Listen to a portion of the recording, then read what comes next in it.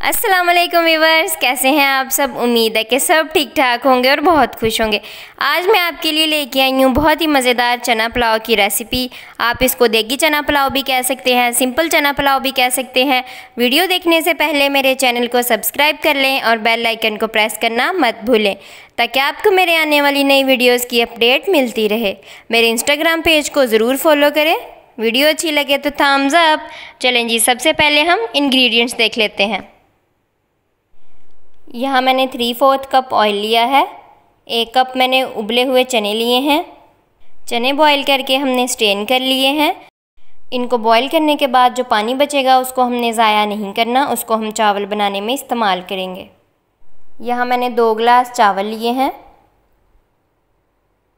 जितने हमने चावल लेने हैं उसका डबल हम पानी इस्तेमाल करेंगे। इसमें 2 चम्मच अदरक का पेस्ट, 5 से 6 हरी मिर्चें, 1 बड़े साइज़ का टमाटर, 1 बड़े साइज़ का प्याज जिसको चॉप कर लिया है, थोड़ी सी इमली, 1 चम्मच साबुत गरम मसाला, आधा चम्मच कुटा हुआ गरम मसाला, 1 चम्मच धनिया पाउडर, 2 चम्मच नमक, 1 चम्मच अचार। क्योंकि हम देगी चना पुलाव बना रहे हैं तो इससे बहुत अच्छा टेस्ट आएगा। आधा चम्मच चिली फ्लेक्स, 1 चम्मच लाल मिर्च। सबसे पहले हम लोग चावलों को भिगो लेंगे और दूसरी साइड पे हम लोग चावल बनाना शुरू करते हैं। सबसे पहले कढ़ाई लेंगे, इसमें ऑयल शामिल करेंगे। ऑयल गर्म हो चुका है, अब हम इसमें प्याज शामिल करेंगे। प्याज को हमने लाइट ब्राउन सा कलर देना है, बहुत ज़्यादा डार्क कलर नहीं करना इसका। ये देखें जी, प्याज का हमारा रिक्वायर्ड कलर आ चुका है। अब हम इसमें टमाटर शामिल करेंगे, इसको अच्छी तरह मिक्स कर लेंगे। अब हम इसके ऊपर ढक्कन लगा के 2 मिनट के लिए रख देंगे ताकि टमाटर नरम हो जाएं। ये टमाटर को रखे हुए 2 मिनट हो चुके हैं। इसका ढक्कन उठाएंगे और चम्मच की मदद से टमाटर को अच्छी तरह मैश कर लेंगे। ये देखें जी, आपने इस तरह चम्मच की मदद से टमाटर और प्याज को मैश कर लेना है।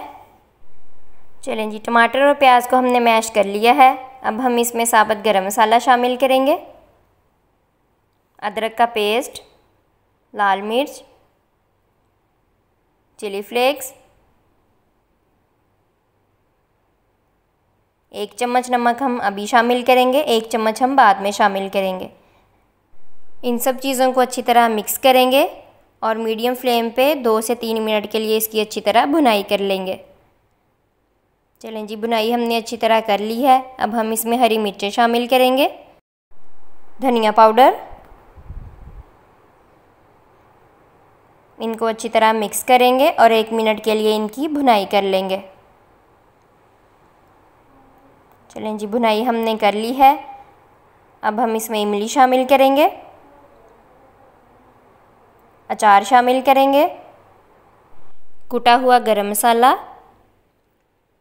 अब हम इसमें चने शामिल कर देंगे, इनको अच्छी तरह मिक्स करेंगे और 5 से 6 मिनट के लिए इसकी अच्छी तरह भुनाई करेंगे ताकि तमाम मसाला जात चनों के अंदर अच्छी तरह अब्जॉर्ब हो जाएं। ये देखें जी, हम लोगों ने इस तरह चनों की अच्छी तरह भुनाई कर ली है, आप लोग देख सकते हैं। अब हम इसमें पानी शामिल करेंगे। चलें जी, पानी हमने शामिल कर दिया है। पानी शामिल करने के बाद अब हम इसमें नमक शामिल करेंगे, जो 1 चम्मच हमने बचा लिया था। इसको अच्छी तरह मिक्स करेंगे, इसके ऊपर ढक्कन लगा देंगे और इसमें बॉयल आने तक वेट करेंगे। चलें जी, मैंने इसके ऊपर ढक्कन लगा दिया है। ये देखें जी, पानी में बॉयल आना शुरू हो गया है। इसका ढक्कन उठाएंगे, इसमें अच्छी तरह चम्मच चलाएंगे। अब हम इसमें चावल शामिल कर देंगे। ये देखें जी, मैंने इसमें चावल शामिल कर दिए हैं। इनको अच्छी तरह मिक्स कर लेंगे। अभी हमने इसके ऊपर ढक्कन नहीं लगाना, हाई फ्लेम पे हमने इनको ढक्कन लगाए बगैर ही पकाना है अभी। ये देखें जी, चावल पकना शुरू हो गए हैं। ये देखें जी, जब इतना सा पानी रह जाएगा चावलों में, हम इसके ऊपर ढक्कन लगाएंगे। और फ्लेम हमने मीडियम कर देनी है। ये देखें जी, चावलों को पकते हुए 2 मिनट हो चुके हैं। हम इसका ढक्कन उठाएंगे।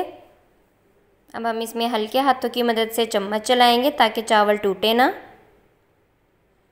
इतना सा पानी जब इसमें रह जाएगा हम इसको दम पे रखेंगे। चलें जी, अब इसके ऊपर ढक्कन लगाएंगे और 10 से 12 मिनट के लिए इसको दम पे रखेंगे ताकि चावल अच्छी तरह पक जाएं। ये देखें जी, चावलों को दम पे रखे हुए 10 मिनट हो चुके हैं। अब हम इसका ढक्कन उठाएंगे। ये देखें जी, चावल हमारे अच्छी तरह पक चुके हैं। आप लोग देख सकते हैं इसमें से बहुत ही प्यारी खुशबू आ रही है। ये देखने में बहुत ही मज़ेदार लग रहे हैं। अब हम इसको डिश आउट कर लेते हैं। चलें जी, चावलों को मैंने सर्व कर लिया है। आप लोग देख सकते हैं ये कितने मज़ेदार लग रहे हैं, कितने खिले खिले बने हैं हमारे चावल। आप मेरी रेसिपी ज़रूर ट्राई करें। इसको सैलड और रायते के साथ घर वालों को सर्व करें। इंशाल्लाह सबको इसका टेस्ट बहुत अच्छा लगेगा। रेसिपी ट्राई करने के बाद कमेंट्स बॉक्स में मेरे साथ अपना फ़ीडबैक शेयर करना मत भूलिएगा।